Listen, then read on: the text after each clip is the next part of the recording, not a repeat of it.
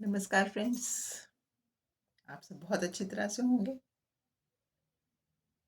रिश्ते नाते बनाना, मधुर बोलना, सभी ने सुना होगा। ऐसी बानी बोलिए मन का आपा खोए, औरन को शीतल करे आपहु शीतल होए। ये बात तो बिल्कुल सत्य है, लेकिन सबके लिए नहीं। संतों की बात संत समझ जाते हैं, हर कोई नहीं।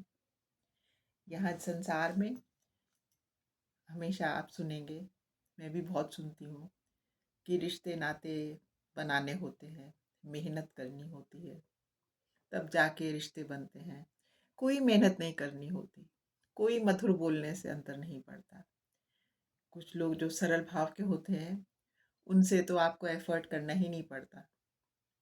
और कुछ लोग ऐसे होते हैं जो जब तक आप उनके मन की करते रहेंगे, जब तक उनकी स्वार्थ सिद्धि होती रहेगी, उनके लिए हम लोग बहुत अच्छे हो जाएंगे।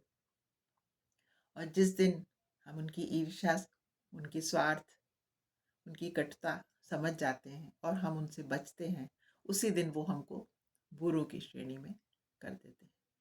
तो समझने वाली बात है कि जो भले मानस हैं उनके लिए तो हमें कोई एफर्ट करना ही नहीं, क्योंकि वो स्वयं में भले हैं और वो ही भलाई को परख भी पाते हैं। और जो दूसरे तरह के लोग हैं, जिनको बुरा तो क्या ही कह सकता है कोई, परंतु जिनके अंदर बहुत सुंदर भावना नहीं है, उनके लिए हम और आप कुछ भी कर दें तो कुछ नहीं हो सकता। तो कहने का तात्पर्य बस इतना सा है कि हमें किसी से संबंध बनाने नहीं हैं। संबंध बनाने के लिए दो ही बातें हैं, माता पिता और भगवान। भगवान हमारे अंश ही हैं, जिनका कि अंश हम हैं। हम सबसे भटकने के लिए क्यों हैं कि हम सबसे रिश्ते बना रहे हैं। हमारा सीधा सीधा कनेक्शन भगवान से रहे अपने। वो कहते हैं ना, रब राजी तो जग राजी। भगवान हमसे सही रहेंगे जब हम सीधे रास्ते चलेंगे। भगवान की कृपा हम पर रहेगी जब हम हृदय में सरलता रखेंगे।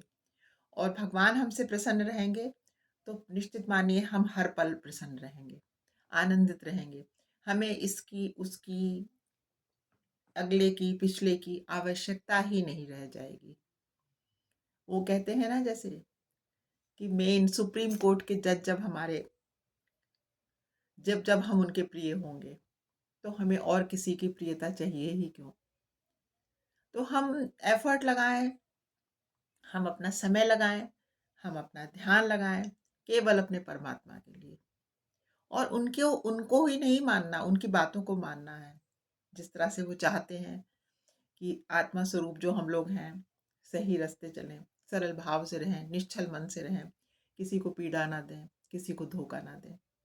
उनका जब कहना हम मानेंगे तो हम स्वयं ही उनके प्रिय बन के रहेंगे।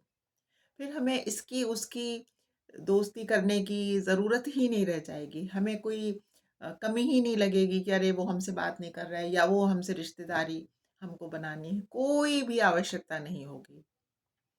हमारे माता पिता हमसे प्रसन्न हैं और हमारे प्रभु हमसे प्रसन्न रहें। बस आज के लिए छोटी सी बात थी, आपने मेरी बात सुनी। बहुत बहुत थैंक यू फ्रेंड्स। नमस्कार।